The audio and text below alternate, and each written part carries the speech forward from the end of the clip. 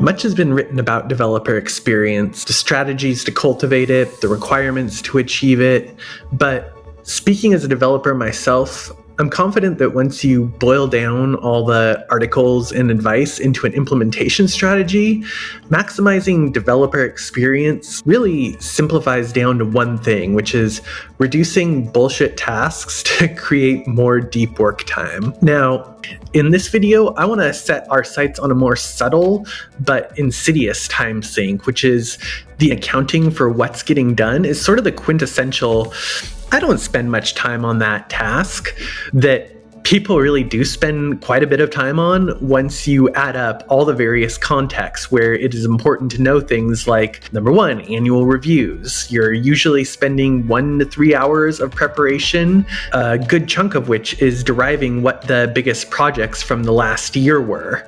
Another one, weekly or monthly progress updates, sometimes with the team, sometimes with the manager, sometimes both. For these meetings, you're not getting anything done for the hour or two before the meeting because that's about how long it takes to produce a curated list of the things that you've worked on since the previous meeting.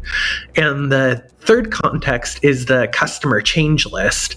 Every product has one of these, and while the developers themselves are usually not leading the effort, they invariably get some amount of time and distraction dedicated to helping the product people round up everything that is deployed since the last product update. It's some of the most tedious, willpower-sucking type of task for every minute that it is underway, because ultimately what you're doing is just rediscovering what you already did. Developer experience would be much better if we didn't have to spend time on this.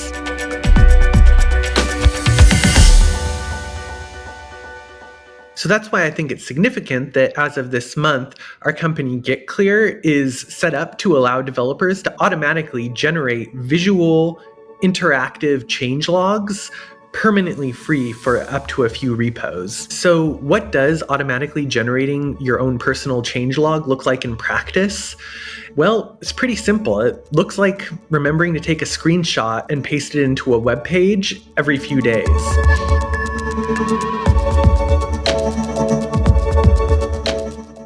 As you might guess, there is a lot that AI can contribute to the process of automating changelog generation. Most importantly, when you upload a picture, AI can describe the contents of that picture and reason about which candidates in a list of changes are most likely being depicted by the picture or video that was uploaded. AI is also more than capable of summarizing a group of commits, especially if that group is associated with a Jira or a pull request, which gives more signal about what the commits are actually implementing.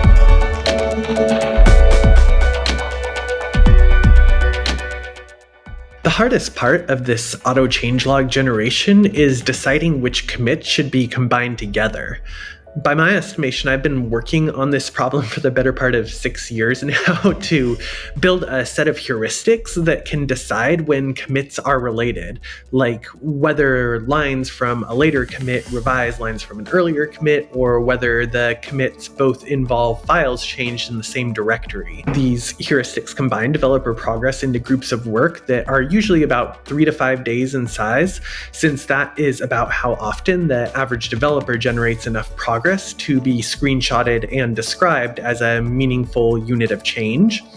And the benefit of a commit group is that it really doesn't matter what size your commits are. They're going to get combined into one unit regardless of how they were individually bundled at the time. So it really leaves it up to the developer what strategy they want to use to delineate what constitutes a single commit.